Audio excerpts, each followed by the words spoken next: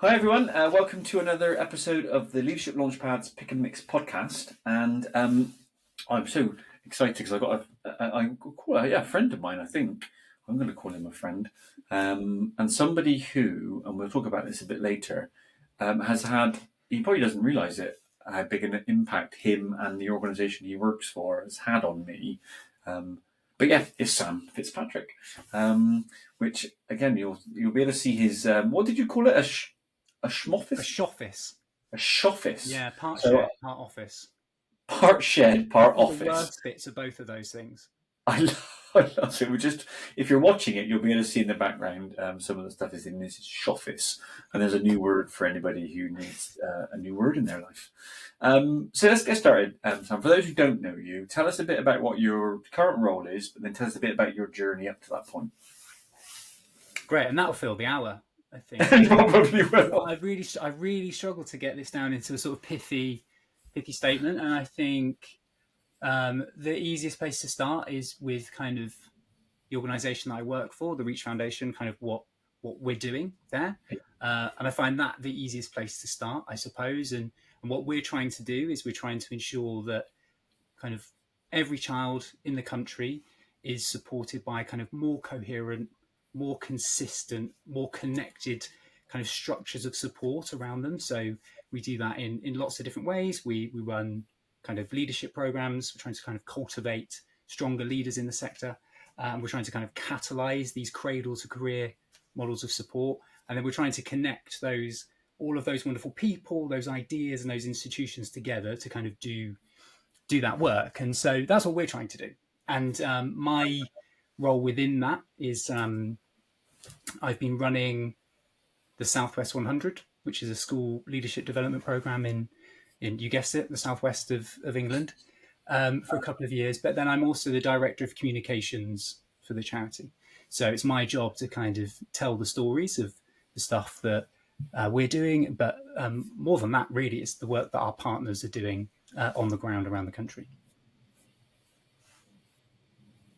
Amazing.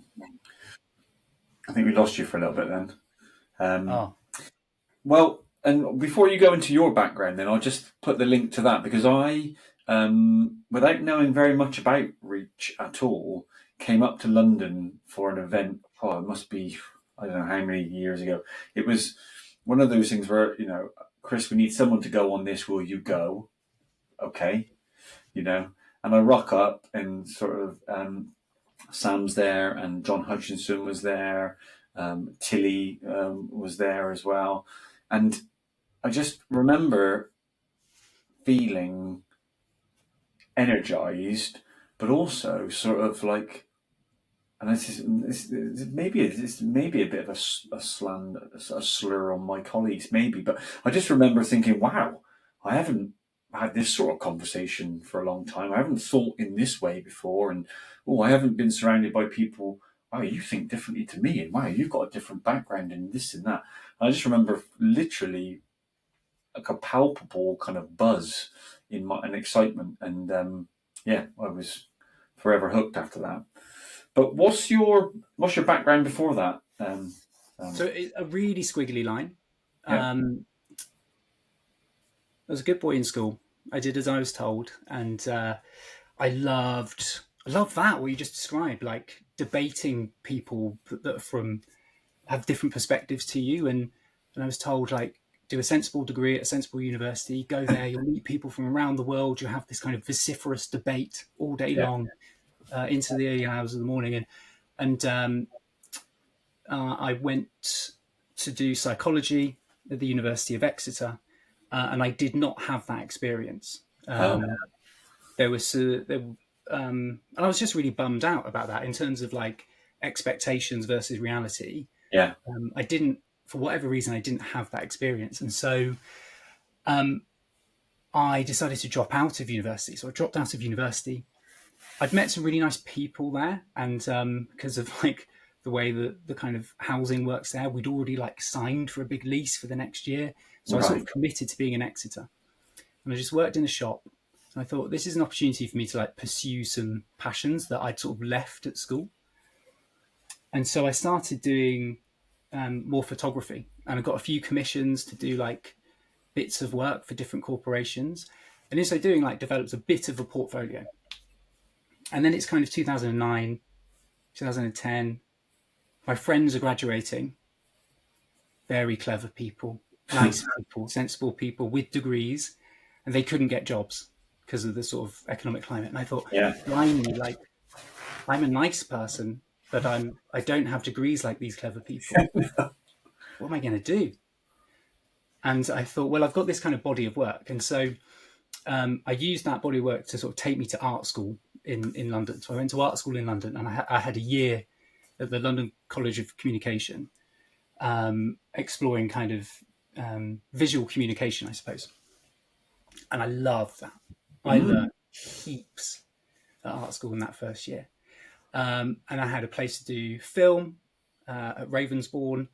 But I had this like kind of crisis of confidence where I didn't know what I wanted to say. I wanted to make some kind of social realist documentaries, but I felt like I hadn't lived. I didn't really have a story to tell. Right. And I had a crisis of confidence, so I deferred the place.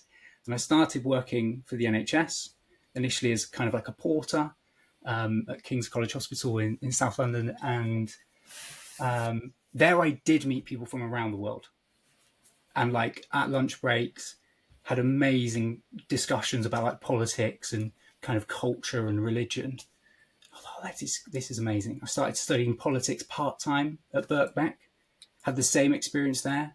Some like very committed Marxists, some of Gaddafi's like very distant cousins, some Rothschilds in the mix. And I was like, wow, like this is the thing. And so I went back to university as a mature student, also so that I could pursue that kind of the study of politics, but also so that I could get work experience. And during those years at university, did lots of kind of placements at different think tanks, did some kind of policy work, worked for NBC Universal, were kind of big media company doing research there, and graduated. Then I started teaching and loved it. Best job in the world, but also the hardest job in the world, right? And I had a kind of frustration. I had that moment where I thought like I could be the best economics teacher in the world, and I wasn't. But like even if I was, it really didn't feel like I was going to kind of have the impact that I wanted to on the kids that were in front of me. And I was really curious about what was going on in their lives, and I was curious about like why the school was set up the way that it was. Yeah.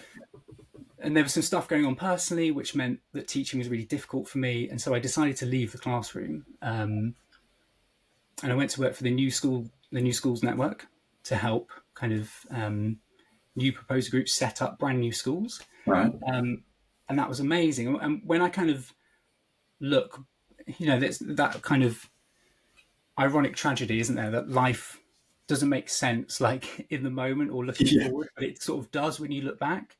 Yeah. That was a really kind of big moment for me, because my kind of a bit of grounding in policy, my kind of design thinking from art school, and my understanding of kind of school and education came together there. Yeah. And that felt for the first time like I'd sort of stumbled into like my place and my interest and my skill set. So yeah, I worked with loads of kind of trusts and community groups around the country to help them set up brand new schools. And that's how I came to know Reach. Yeah, so right. Reach is kind of scaling up and getting bigger, and also helping other schools in the system to learn lessons from them as well. So fascinating. You're right. It's wiggly, isn't it? I had no idea. Yeah. So apologies, but no, I love that, and it speaks to, you know, the benefits of a multifaceted, you know, kind of divergent path to something. Because, as you said, then you then are the product of all of those things, and it's probably a better product than would have been created by a singular focus. And that's fascinating. I sometimes think I have conversations with people at a kind of middle leadership level, and they talk to me about, oh, Chris, I want to go into, you know, senior leadership, you know, but I don't know whether to go into teaching and learning or pastoral at that sort of level. And when they're genuinely asking me for my advice, I say things, well, if you put a ceiling on where you want to get to, and if they say something like, I want to be a head teacher, then I would say, well, try and have as a diverse a path to that as you can. Because for me personally, I feel sad that I didn't get that advice when I was going up through, and so I just focused on teaching and learning the whole way. And now that is a significant limiting factor if I wanted to go back into the classroom or back into school at a level above AP, because you do have to have some awareness of all the different things, not because you have to be an expert in them, but it just allows you to ask better questions, doesn't it? There's real value in both, right? So Yeah. I've probably spent the same period of time being like, blimey, I wish I knew like the one thing that I was good at. Yeah. and I wish I had a specialism. Right. But I think there's value in both, and Yeah. where you have too much of one or the other, I think you get problems, right?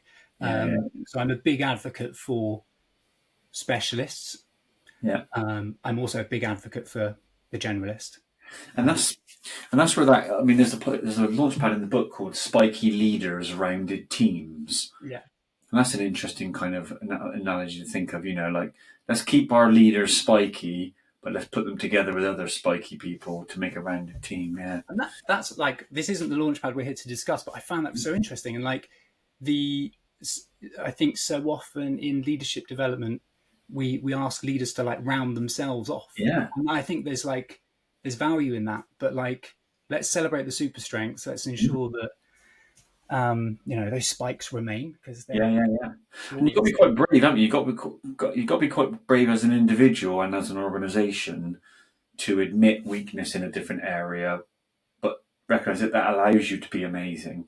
Like the obvious one, which I usually tell people, is, because you're never going to be a head teacher. And I say, in that sort of Venn diagram of strategic, interpersonal, operational, I got two of those nailed, but the operational side is really not my thing. Like, there would be no catering contract signed, the bins would never get emptied, But I guess I would need to find a partner in crime that had those sort of benefits. Anyway, let's start talking about you a bit more. So, one of the first sort of fast friends questions that you chose, and if you're new to the podcast, the idea behind these is that there are a set of questions that kind of increase in their vulnerability with the purpose of finding connections. And so Sam chose this one first. It says, if you could wake up tomorrow having gained any one quality or ability, what would it be? So what are you going to go for? This came to me so quickly. Did it? Some of these questions I found really challenging. I had to take myself off for a long walk. Yeah. Big run around Blaze Castle on the weekend. Nice. Not that big, but it was long. And this one came to me really easy. Poise. Okay. I really admire this as a quality in people. The people who have that kind of inner kind of like steadiness. Yeah. And like in the midst of kind of chaos and uncertainty, they have that kind of that strength just to sort of hold space and give themselves space and time to think about stuff. And that's something that I'm working towards. We're all on a journey. No, like I would, if I could have more of that, I would welcome it with open arms. Oh, that resonates with me. Have you got any insights into why you don't have it?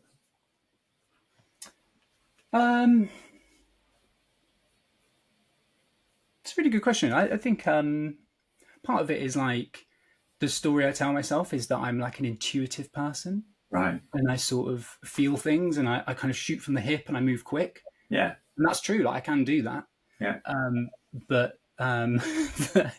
like I think like I would help myself and help others if I slowed down sometimes. Yeah. And just took a beat. There's a couple of things that spring to mind. I've been I'm not great. You remember that Viktor Frankl stuff around stimulus and response? And I don't have a lot of space between stimulus and response. Do you know what I mean? I go bang, and as you said, sometimes that's useful, but probably the majority of times it's not.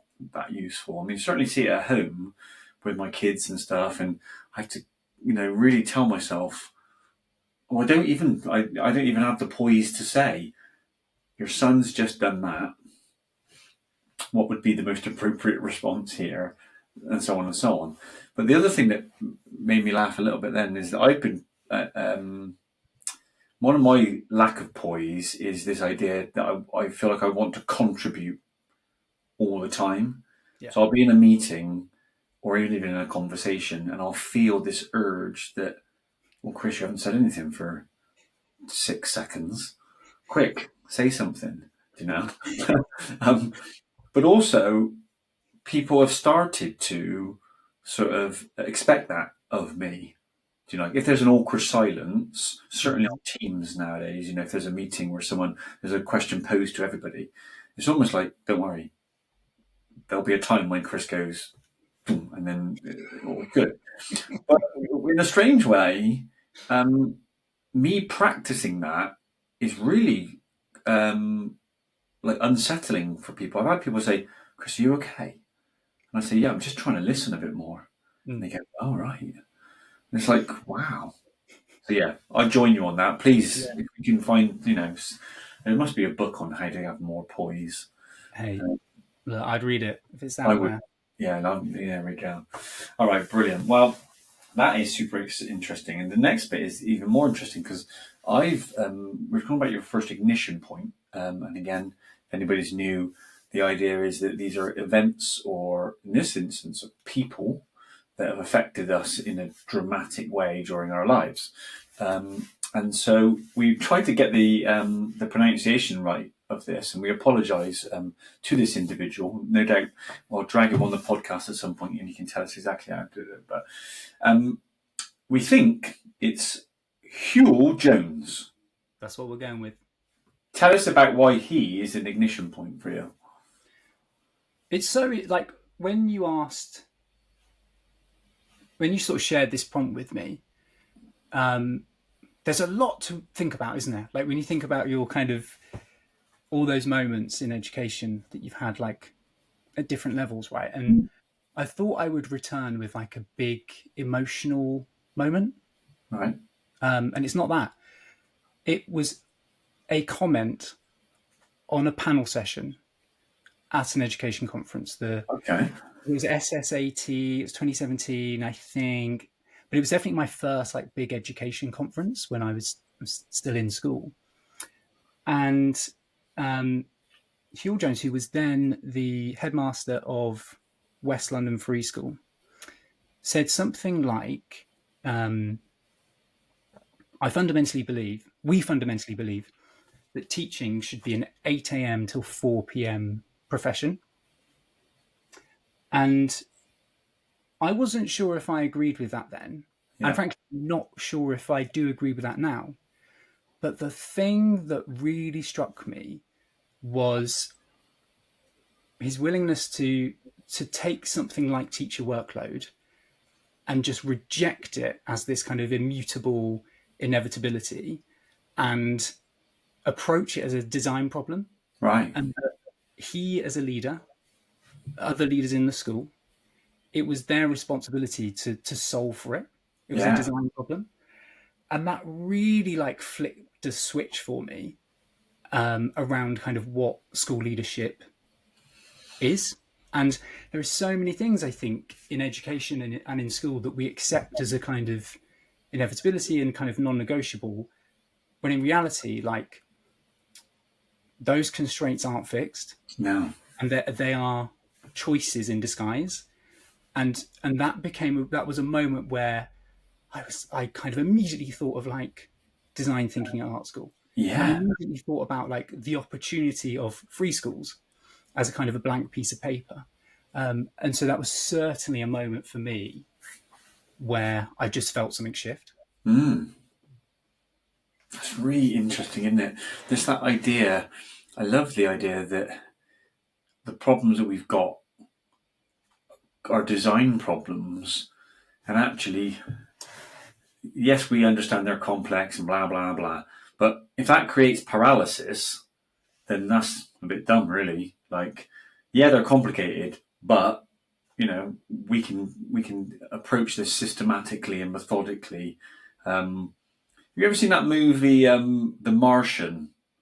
No, Um, I haven't, but I know the film. uh, I know of it. what's the guy's name? Matt Damon, Matt isn't it? Yeah, Damon, yeah. yeah. There's a bit. I don't think I've ever sworn on this. It's not a big swear word, but for dramatic, I'll do it as a. There's a bit. He gets stranded on. I won't ruin it. He gets stranded on Mars, but basically he's just like, oh my God, this is a disaster. I cannot. I don't understand how this is going to work. There's no obvious solution to this. And then I think this is exactly. But he just basically says, "I am going to science the shit out of this." And what he's basically saying is, there's a way through this. Like, Yeah. if I approach this scientifically, methodically, there is a way through this. I'm not going to allow myself to be overwhelmed by the enormity of this ridiculous situation.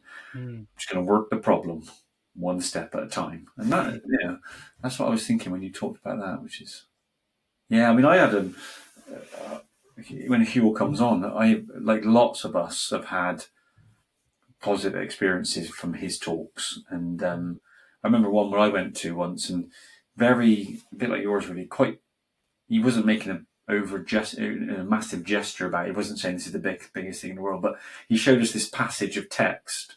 And in it, there were words that if you didn't understand the word, you didn't understand the paragraph. Mm. And it was as simple as like, I can't remember. It was something like, and of course, all this happened way before the Aztecs. And then you read on, and of course, if you have no concept of what the Aztecs are, if you didn't even know that they were a people, or Mm. when in time they were, Mm-hmm. the rest of it doesn't make any sense. And I thought, yeah, You thought that that was talking about a like the business whole centre in North Bristol. right. Yeah, I was like, wow. And of course, vocab, a lack of prior knowledge or a lack of prior vocab is a ridiculously limiting factor. Anyway, let's get him on at some point. Let's talk about the first launch pad, because I'm excited about this one. And another person who I better get on here because I've blatantly stolen her picture. I've already told her about it, and she was magnanimously chuffed that she even made it into the Launchpad book. So I got away with it, I think, and I have credited her over here. But of course, we're on this, rightly so, increasing awareness usage of evidence. And someone said something to me that, there's a danger that we might take this a little bit too far. And so I started thinking about this almost obsession, and I hear it now. I hear it from people when they say, "I want to do this. Where's the evidence?" I understand what they mean.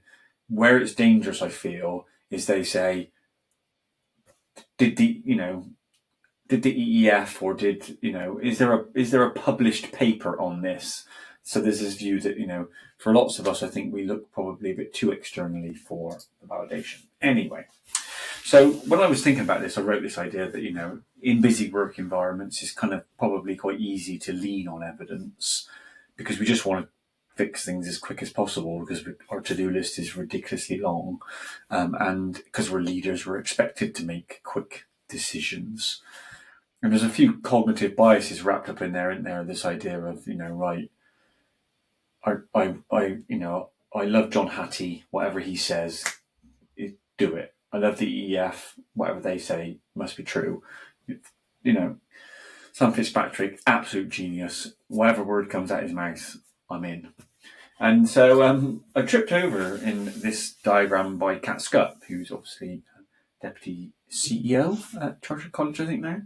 And for those who can't see it, it's a Venn diagram with the three sort of interlocking circles being evidence, context, and expertise. And again, to paraphrase, when I read it, I took from it this idea that effective kind of evidence-informed practice occurs when you take the best available evidence, but then you combine it with your context, but also you don't negate or ignore your own professional expertise. You don't sort of take yourself out of the equation just because of whatever reasons. So then I started playing around with this idea of, what would I say if someone said to me, how could I best use evidence? And as the launch pads tend to be, you've really got one slide. So this is obviously a reductive approach to using evidence. But I started thinking about, okay, well, I guess the first one is collection. And there are some potential challenges, pitfalls, things to watch out for at that stage, So this idea that we should be collecting evidence from internal and external sources, and try and make sure that it's kind of broad in its reach. And when I say that, I think there's rightly so an increased appetite for evidence outside of education. I think that's a really untapped kind of potential to learn some stuff from other industries. I mean, you talked about working in the NHS and working for big media companies. I mean, I think we would probably embarrass ourselves if we went and presented at some of these organizations with our new things, hey, check it out. And they go, really? We've been doing that for ages. But the other thing I think, which is another cognitive bias, and I'm definitely jealous of this, is we tend to look for evidence that supports our own viewpoint. So that idea of, if you were really going to present a proposal to me, I'd want maybe not equal measure, but I'd certainly want a balance of, I think this is a good idea because of all these reasons, and actually these people think it's a terrible idea, and I've considered that. So there's a bit of a collection. Then I thought about collation, and that's the obvious one, but sort of, how do you organise it, arrange it, how do you compare it? You can't look at everything, you can't show everybody everything. And then there's these horrible things of reliability and kind of validity and all those sorts of things. And then the last one I thought about, which is, I think, probably, again, a problem that research has always had, is how do you make it, how do you comprehend it yourself? But more importantly, how do you make it comprehensible by someone else? And obviously a good friend of ours, John, again, I went to another Reach event, and he talked about public narratives. And I was like, never heard that before, scribble it down, leant into it, went away and thought, oh my goodness, there is a science behind this thing. Similar to what we talked about, there is a methodical way to sell an idea. Yeah. And so that was what I was thinking when I made the launchpad. But why did it resonate with you, Sam?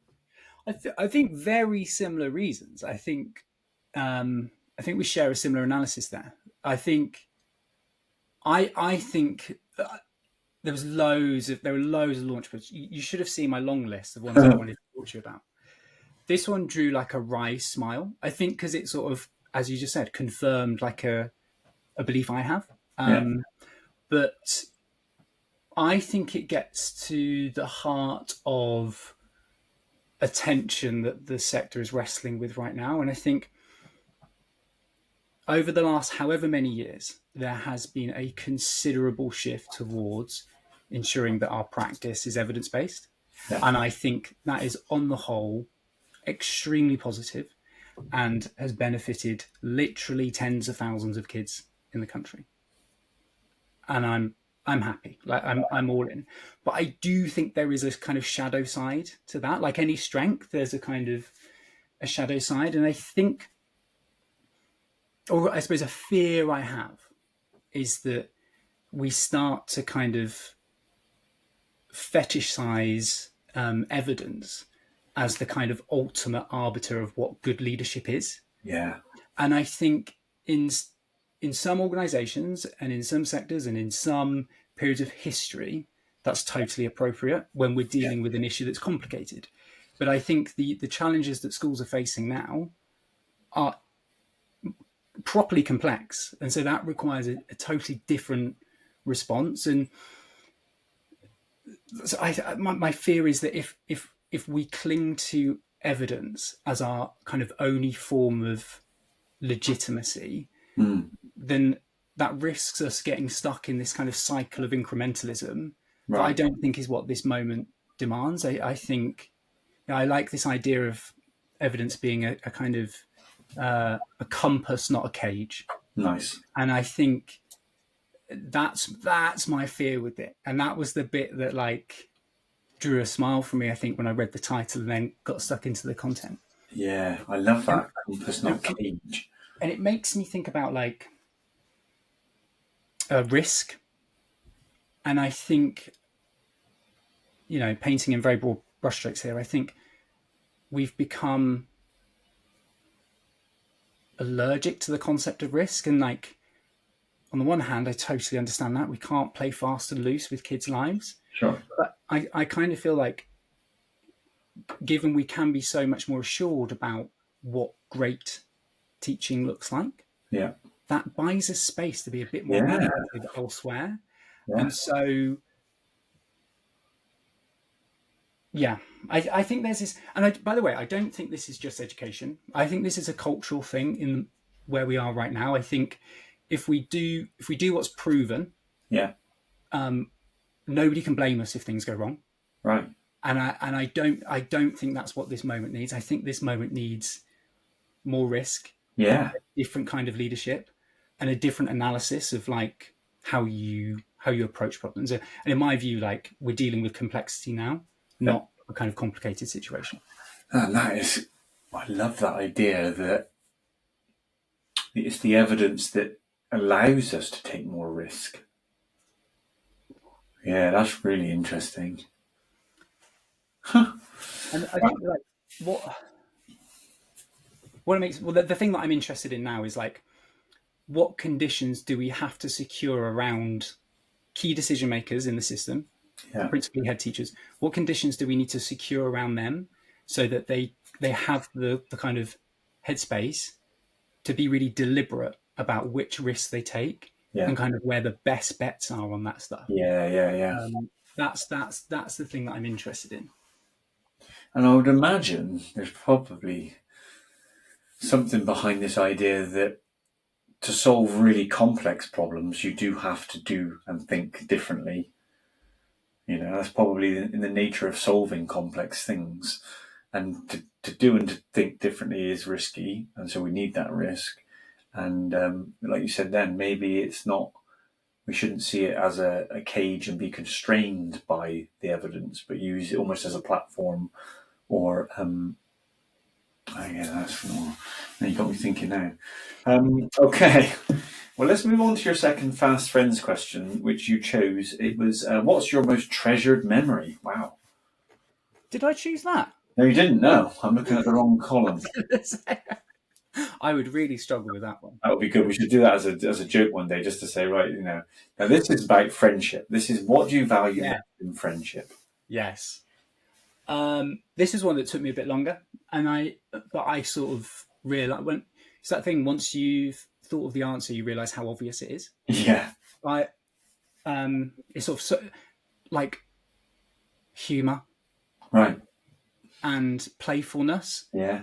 I am definitely somebody who can take themselves too seriously. Okay. And I really, really value those people who don't take themselves or life too seriously and can kind of turn mundane situations into like fun stories. Right. I really, really value that. That's one. The other one is like an emotional depth. And I say that I'm somebody who finds small talk quite hard. Right. I am much more comfortable with big chat than small chat.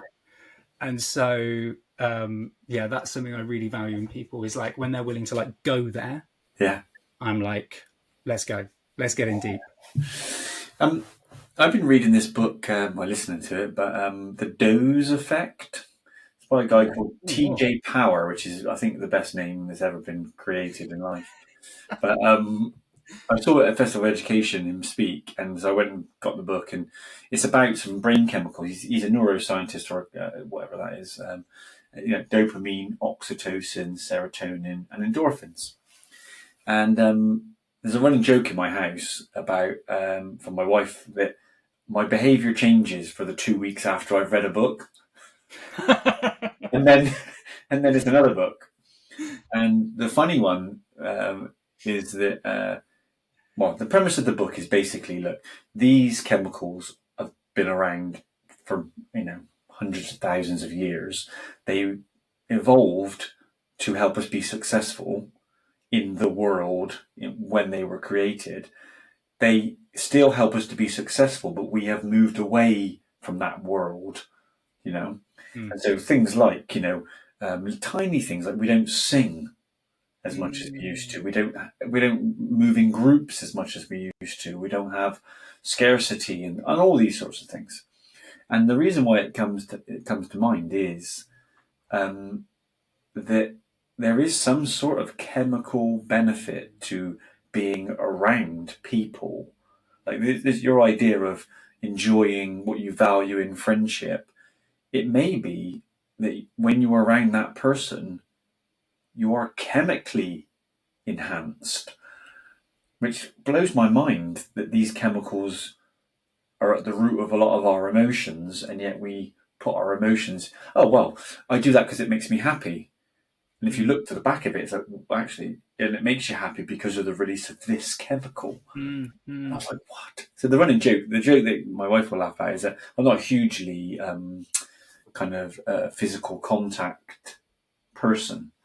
But of course, TJ Power in this book talks about oxytocin is released through physical contact. So I'm like, right, must hug my wife more, must hold her hand and all this. So it's been a running joke over the last 2 weeks. I'm like, oxytocin? And she's like, yeah, come on. But in a link to leadership, I suppose, as a leader, are you a person that other people want to be around? What impact do you have on those people? I mean, to bring it full circle, whatever was happening in between the people at that first reach did something to me chemically, and I would have wanted to spend as much time around those people, and yourself and John and lots of other people that, I gravitate towards those. So as leaders, I suppose that's interesting to think of, God, it's a bit awkward, isn't it? Are you the type of person other people want to be around? Deep. Yeah, which I think is an important question. Yeah, I mean, it's a really hard one to you've got to be willing to go there, right, and dig deep on that. Someone I haven't, again, this is the switch tact a little bit, but I'm desperate to meet because I've never met him before, is Ed Banker. I think he's going to be my sort of person, isn't he? I think you get on like a house on fire. I've got a feeling I'm going to feel, everyone I speak to who speaks about him talks about like an infectious sort of enthusiasm, motivation. Yeah, all that and more. He... Explain his position in Red Reach just for everyone else. Yeah, so he's the managing director of the Reach Foundation, and so Ed, won't tell Ed's story for him, but Ed was one of he was one of the founding head teachers of Reach Academy Feltham. Him and two others, Rebecca Kramer and John McGough. Rebecca Kramer, who's now the chief executive of Reach Schools, which is the multi-academy trust that runs Reach Academy Feltham and also Reach Academy Hamworth Park, which is another all-through school in Feltham. And then John McGough is the chair of trustees for both the trust and the foundation. So they're still all heavily, heavily committed. And so Ed leads the kind of foundation work now. So that's the stuff that happens around the school and kind of around the country. Yeah. So that's what he does. He's all that stuff you just described there. He's a real energy giver. He is incredibly curious about people and their experiences and what they think about stuff. He's somebody that really pushes you to think about what you think. Right.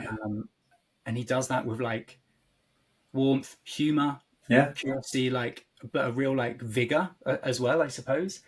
And he's somebody who likes to bring people along, bring people into the tent, and is very kind of inclusive in his approach to everything he does. All right. Well, maybe one day we'll set you up.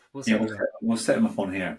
So the next thing we want to talk about is another ignition point. And again, when I read this one, I thought, Wow, I have to learn more about this. And so it says Central Brooklyn Ascend Middle School. Yeah, I mean, I'm assuming you didn't go to Brooklyn Middle School I did. Yeah. as a kid? No, no, no, not as a child. As Right. in Easter 2024, Okay. we took 40 plus aspiring head teachers from the Southwest and the West Country, and a small group of kind of trust leaders from that region as well, to visit some excellent schools in New York City, and to and also some kind of related educational charities as well that were doing some really interesting stuff around schools. So we visited that school as part of that kind of study tour, and kind of to what we were just talking about, like we something we say kind of within reach is like the dream school is one that is full of joy and rigor. So it's like a really joyful place to be as a student, as a member of staff, as a member of the community. But also it's incredibly rigorous in all of its kind of structures, routines, and not just like teaching and learning curriculum, but also like rigorous in how relational it is. So Right. like we follow up with people, we show up, we put our phones away, that sort of rigor. So that's sort of something we say. And I think like that's a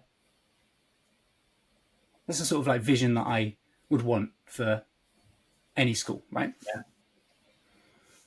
And Easter 2024, in a very, very rainy week, on the rainiest day, we went to Little Haiti, which is like a part of kind of Brooklyn, to Okay. visit Central Brooklyn Ascend Middle School. And we walked through the doors, and it was super early. It's probably about 7:30. Schools in New York start super early, so we're there at the crack of dawn. It's raining. It was a difficult journey, and we walk in the door, and we wanted to be there when the kids started arriving. And there were boom boxes in the hallways. There's kind of Haitian urban pop absolutely blaring, like they Really? really pushed their at max volume. Yeah. The principal's there in the room, the assistant principals are there dancing, and just the warmth with Wow. which they were greeting their students. I've got some amazing videos that I'll share with you. Was so palpable. Like it was just, I realized in that moment my expectations were too low Right. around the sort of feeling you could create within a school. And then this like kind of spontaneous like dance broke out with like staff and students. Like Really? they all know the moves, they're doing it. And I'm like in the moment. My cheeks are hurting. I'm sort of smiling so much. Yeah, it just really took me by surprise. But then the cynic in my head was like, okay, I'm looking at the clock. It's 7:43. Yeah. In 2 minutes' time, these kids need to be sat down, like it's business time. Yeah. Yeah. And I was like, this is going to be interesting. Let's see what happens here. And I was just blown away by like 7:45. Boom. Everyone's talking about the American Revolution, and like the frequency, the energy levels were just like exactly where they needed to be. Right. It was so on point. And we spoke to the principal of the school later, who was, I think this will always stay with me. He said like he's a former Marine, Right. and a relatively new principal that's like massively improved that school in a very short period of time. And he said like, what I want for my school is a disciplined fun castle. Right. I want the discipline of the US Marines, Yeah. but I want the joy of a bouncy castle. And like as a mental image, Oh my goodness. that's extraordinary, right? And it really, I just realized how low I'd set the bar on the stuff that I thought I had a high bar for. Yeah. And I love those moments where you're sort of confronted Oh, with that. that's where the growth is, isn't it? And Yeah. I think, again, I'm having a moment, without even being there, I'm having a moment where I'm thinking, yeah, you don't have to sacrifice vigor for joy. That's not a compromise that you have to make. Wow. Yeah, and there's real joy in doing hard things. Mm. And that's something like I was lucky enough to go back to New York the Easter just gone as well. And we visited Vallersburg Elementary School, and there you had two grades in what they called circle time, their assembly. The principal's in the middle. The principal was like totally across the curriculum where the kids are at, and she was asking them to stand up and answer these kind of quite challenging mathematical questions that we were scribbling down, Okay. like as observers in the room, because we couldn't do it mentally, and challenging these kind of these children to sort of stand up and like answer and Yeah. explain their answer and explain why they chose that certain strategy. Right. And that was quite high stakes. Yeah. But the support those students had for one another and the joy in seeing their mates like get it. Yeah. I was like they're not mutually exclusive. It's not joy and rigor. It's No. both. And there's joy through rigor. Yeah. Joy through rigor. Yeah, that's nice. I was just then thinking as well, if TJ Power was here, he'd probably say, yeah, those kids in that Brooklyn school are, and I don't know what chemical it is, but he said, mate, they are flooded. Because he talks about dose stacking. In that, Okay. if you sing, you get, I think it's oxytocin. I'll get it wrong. When you sing, you get a certain chemical. But if you sing with other people, you're stacking it because you're getting that as well. And if you're singing with other people and it's slightly challenging, and basically, isn't that fascinating? I wonder, I mean, I'm sure he's already done this thinking, what would a school day look like that optimized our brain chemicals? Mm. Well, it'd be an interesting lens to like analyze It would, wouldn't a it? school day, right? It would be. Anyway, for another time, maybe.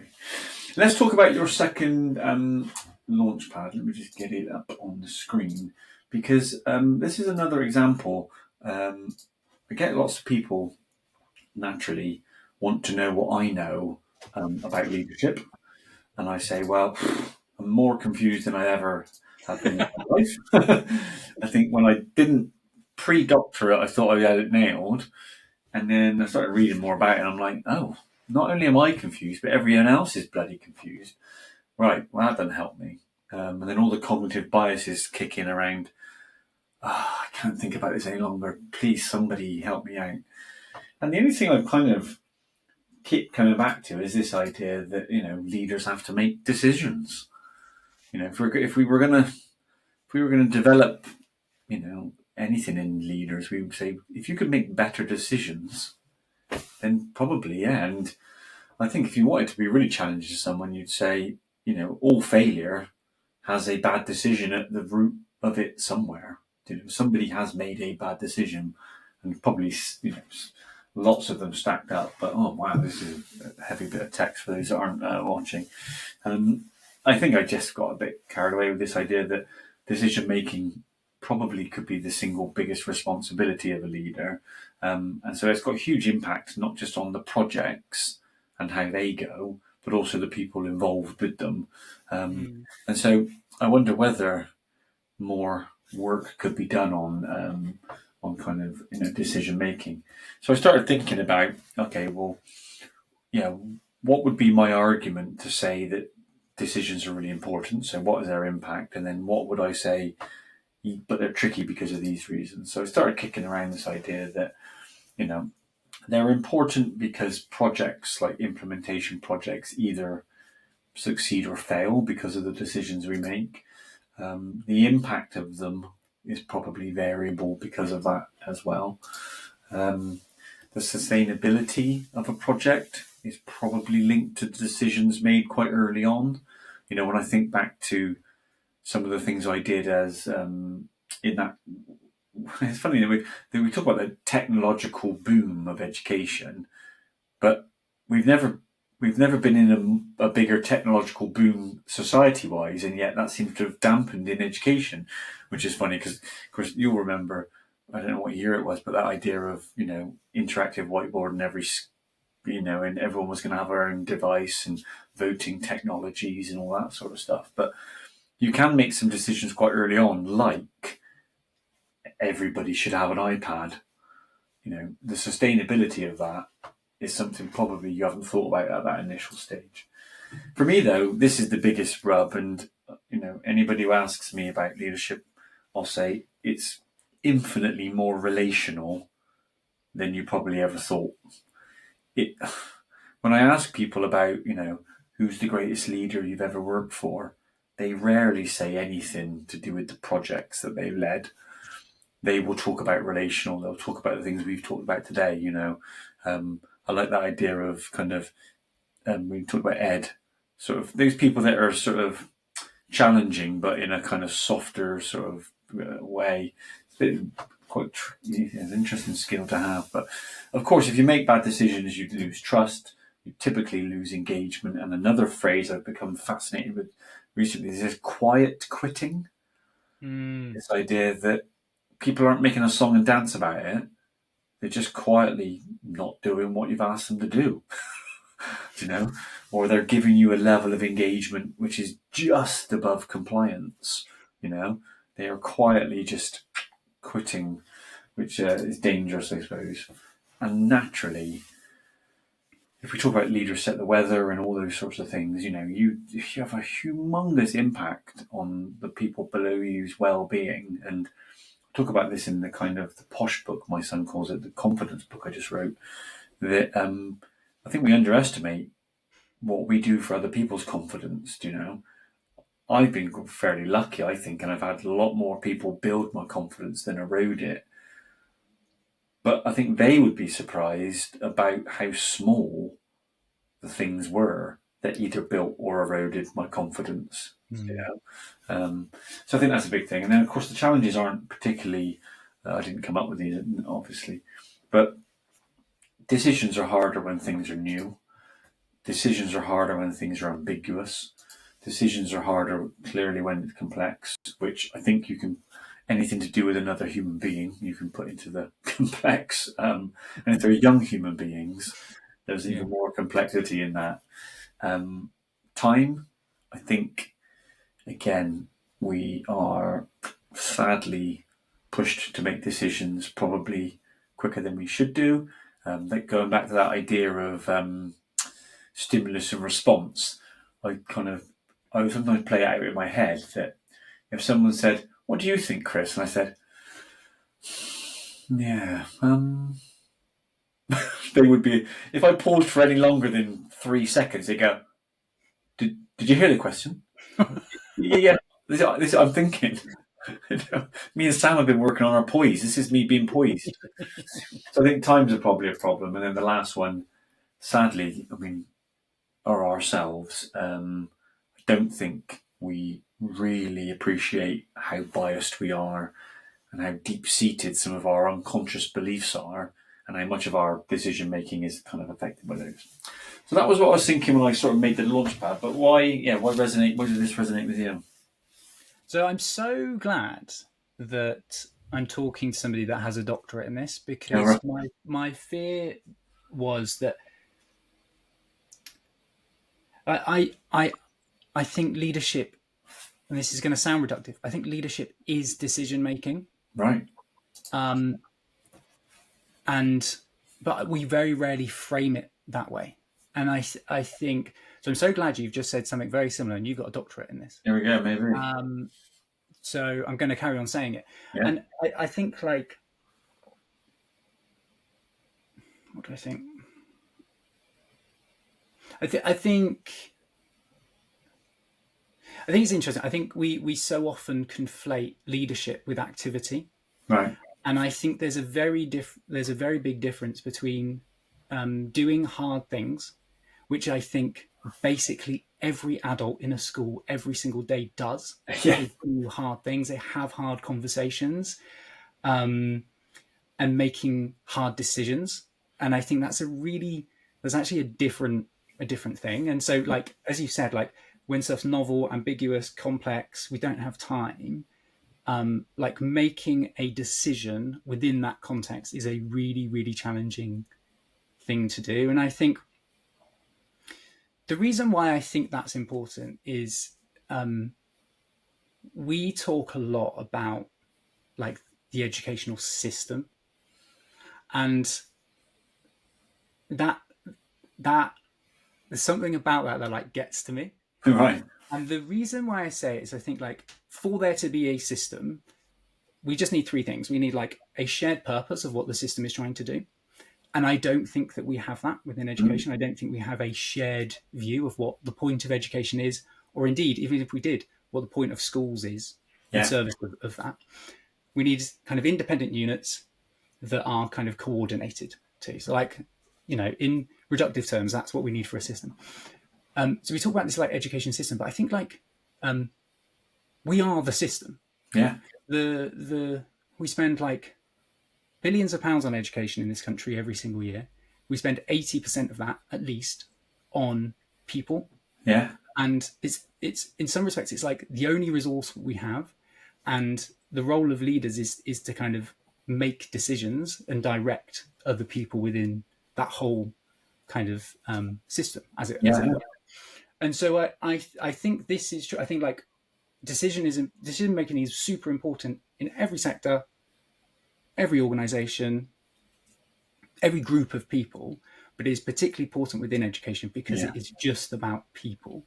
And for all the reasons you've just said, like the kind of technical implications on different projects and the impact it has on people, like only amplifies that massively, that further. And I think like I think it's a Peter Drucker quote where he says something like, whenever you see a successful organization, somebody somewhere has made a courageous decision. Right, nice. And I don't know, like that's what I thought of when I read this. I love that. Yeah. It's fascinating. And again, the call to action for those that are listening is, do you have a decision-making process? Is there any consistency in the way that you approach decisions, and so on and so on? Anyway. And actually, just quickly, the thing that actually really stood out for me, like in the book, was the final line there. The vast array of associated challenges also make it something worthy of focused CPD. Right. Yeah. Like I would love to see what like CPD looked like around specifically decision making. Yeah. And people will push back and say, well, every decision is different. And you're like, well, there's got to be something in there. I mean, we can go on and on. I mean, some of the tools I've used, and there's some launch pads, that ladder of inference, completely never even knew it existed, but like a methodical way to get towards a choice. And so, fascinating stuff. We should do a part 2 maybe. Anyway, tell us about your final Fast Friends question, which, wow, this one's heavy because it's got the word die in it. This is towards the bottom of the list of like vulnerable questions, but it says, if you were to die this evening, with no opportunity to communicate with anyone, what would you most regret having not told someone, and why haven't you told them? Cue crying. Yeah, right. I've pushed myself here, and I've said I like big chat, didn't I? I said I like big, deep chat. What I thought when I read that was, if I were to die this evening, my biggest regret wouldn't be about words left unsaid. I think by and large, I say what I mean, and if I want to say a nice thing to somebody, I'll say it. Not perfect. Like there are bits that I won't say, but I think I say stuff to people that I mean. But what would it was more like it would be about the time that I didn't spend doing it. And so it's not that I've stayed silent, I've stayed busy. Yeah. And that's the thing that like put something in my throat is and it's interesting, we've just talked about decision making, right? Yeah. Like I keep myself busy, whereas the tougher thing, the bigger call would be to make a big decision about where I direct my resources and my time. And it was good, it was good to get that challenge in that question.